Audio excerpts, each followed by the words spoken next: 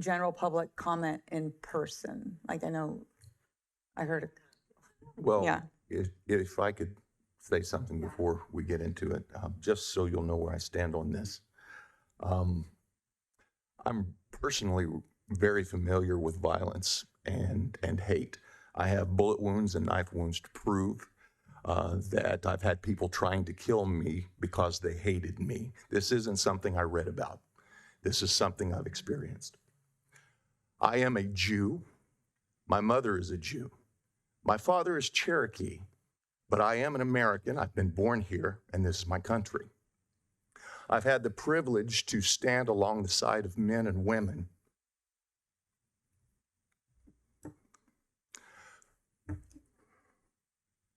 some of whom have given their lives to defend the Constitution of the greatest country in the world. Unfortunately, sometimes I've been there at their last breath, while defending other people that don't know our names, while defending other countries that were unable to defend themselves. At this moment, in the nation of Israel, I have family and friends that I'm not sure whether some of them are still alive or not. As we're sitting here debating freedom of speech, which is one of the pillars of freedom and liberty, not just enforced by our Constitution, but enforced by the blood of everyone that stands up against tyranny anywhere in the world. To hear the words that were an attack against my people by blood is insulting. I've had members of my family historically on both sides of my family, my mother's family, my father's family, who have been murdered because of the color of their skin or their ethnicity. I have. This isn't something I read in a book. This is something that we live with every day. I do not believe that a single person, a friend that I have seen lost in defense of this country or people in other countries would have one moment's hesitation regarding this item. I believe that they think so highly of an individual's freedom of speech that they left their home and their families. Many of them came back, I'm thankful for. Many of them did not, but they found it worth fighting for. This is an item that has been very difficult for a long time, since the last council meeting, trying to figure out a solution that was both the right thing to do and would bring as much protection to individuals that were terrorized, and that is not too light of a word. And if you had seen the families and some of our seniors that were in here in this room, they were terrorized by the words. Some of them were afraid to go outside of this council chambers for fear of physical violence because of what they heard. And so I thought it was a very elegant solution, personally, that the vice mayor presented.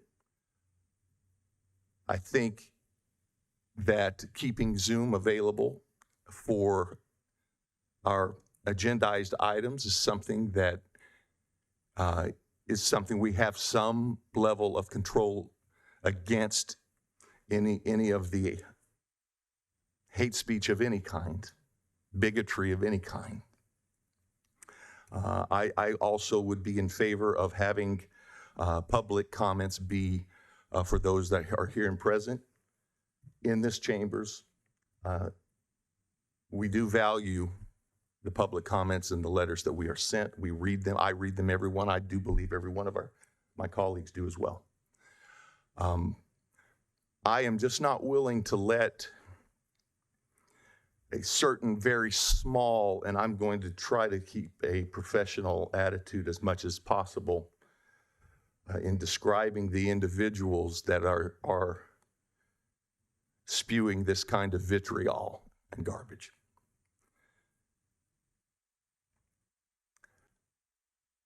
I do know in my very Midwestern American vernacular, what goes around comes around every time, and what you sow, you reap.